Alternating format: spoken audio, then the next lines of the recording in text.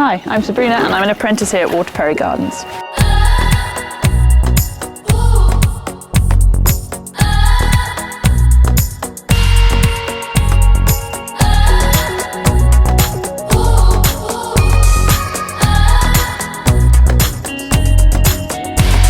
Waterperry's got a long history of teaching horticulture, and this really gives you a great background to start a career in gardening.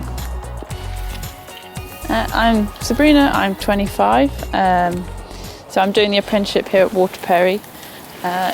It's about a year and a half, and you spend about a month, a bit longer sometimes, in different departments. So you can go from the fruit department, when you can be pruning the apple trees, collecting apples, and then you spend other times in the formal gardens doing various things. What I'm pulling out now, I sowed the seeds for in the spring, so it all kind of comes full circle.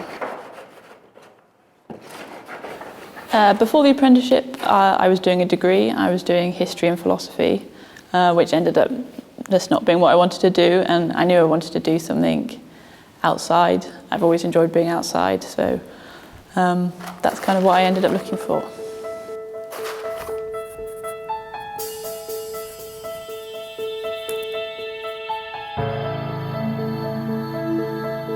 The course is really practical, so you spend pretty much all your time working either in the gardens or in the fruit department or in the shop or nursery. Always pretty much practical work, hands-on. So we're trying to pollinate the orange tree here because there aren't any bees out because it's February. So I need to take pollen from this flower here, from the anther here, which I'll do using this brush, and then take it to another flower.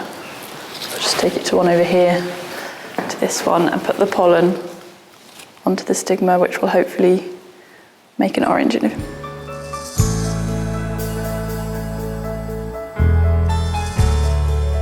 a really good team here, and they really help you lots and tell you how to do it properly, and you really learn just from doing it, I think. Okay, so here we've got one of our mother trees, Ashmead Kernel. Makes phenomenal juice. We've got a Great Taste Award for this one a couple of times. And you want to cut one of these 1-year-old shoots coming up around the centre there, to about 3 to 4 buds at the base, and we'll take it away from there.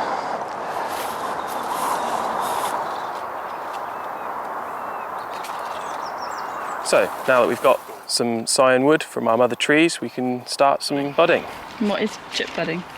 So it's where we take a bud from one of these mother trees and graft it on to one of the rootstocks which we have here.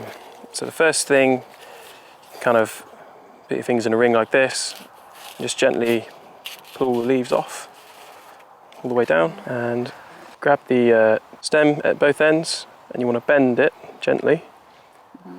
And you can see that it's fairly stiff up to about here, and you want to take it in the middle.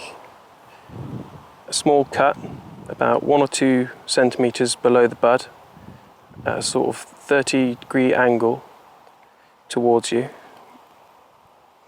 using a sawing motion. A similar angle, you cut in about 1 or 2 centimetres above, and you want to saw gently in, not using too much force so that it flings out, to meet the cut at the bottom. And then that should come out. Is that right? Yep, that looks good, yeah. Here's our M26 rootstock that we're going to be grafting this bud onto. So you want to make a cut about the same angle but downwards to make a sort of lip, and make another cut above, I suppose 3 or 4 centimetres above. Use the same gentle sawing motion, and then you want to slot your bud into where the lip is, leaving a very small, about a millimetre or so of the cambium layer around the outside, sort of like a church window, which encourages it to heal over. Okay, so now we'll get Sabrina to tie that one off for us. I need to make sure that it's really tight, because I don't want any air getting in. So I leave a little bit of a tail there. tightly wrap it around. The course is really practical, so you spend pretty much all your time working either in the gardens or in the fruit department or in the shop or nursery. Always pretty much practical work, hands-on. And then there is with the college course, there's some writing, answering questions and that kind of thing. Hi, yeah, of course. I'm looking for something that's very colourful all year round, Yeah. and that will be there year after year. Okay. Do you think this would be a good idea? This one, yeah, definitely. It's the Berberis. I think that would be excellent. I mean, it's got lovely red-coloured leaves all year, and then it has red and white flowers, and then some red berries too, so it'll have some great autumn colour, so I think that's a really good choice. Thank you, that sounds just what I want. Thanks. One of the great things is seeing all the hard work that you've put in actually come to fruition. This is Rob Jacobs. He's the horticultural manager, and he mentors all the apprentices here at Waterperry. So Sabrina, today we have apple picking.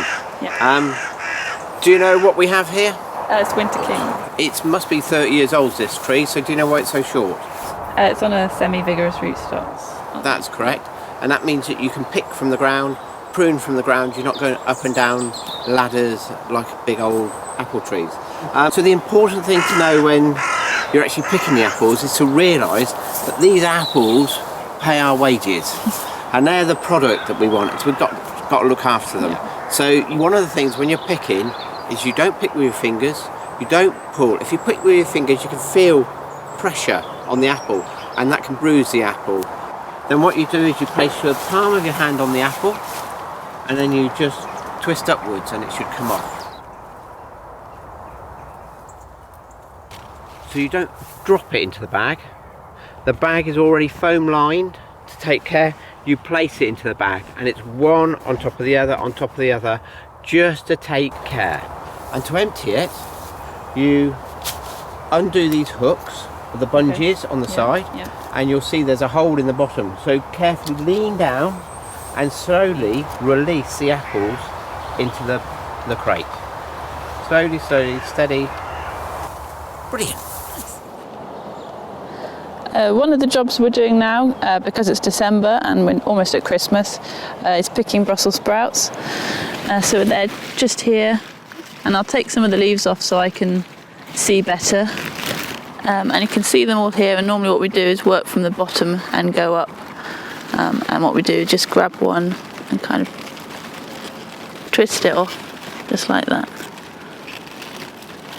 All of the fruit and veg that we grow here at Waterperry is either used on site or it goes to local suppliers, and a lot we sell right here in our own shop.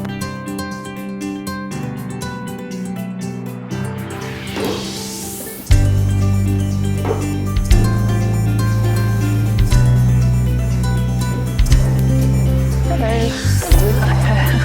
Just producing the Brussels sprouts today. As well as all the fruit and veg, Waterperry is famous for its plants and herbaceous border. Here, Rob explains the theory behind the planting. This is really a masterpiece. It works on the ideas of Gertrude Jekyll, and she wrote about this idea of growing successional plants in the same border and using plants to hide other plants.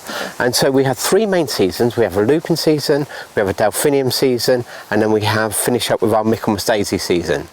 If it dies back, it needs to keep its leaf well, like you can see the sage has, and also the geranium over there. You can see they keep their leaf well.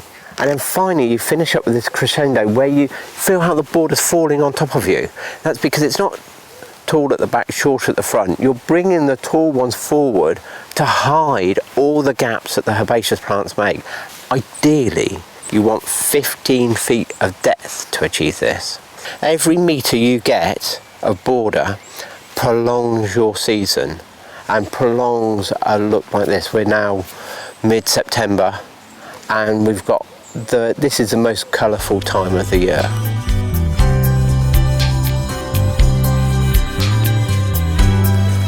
This is how I started my career in horticulture, but there's lots of different routes you can take. You can work in public gardens or private ones, go into retail, or you can continue to study and get other qualifications.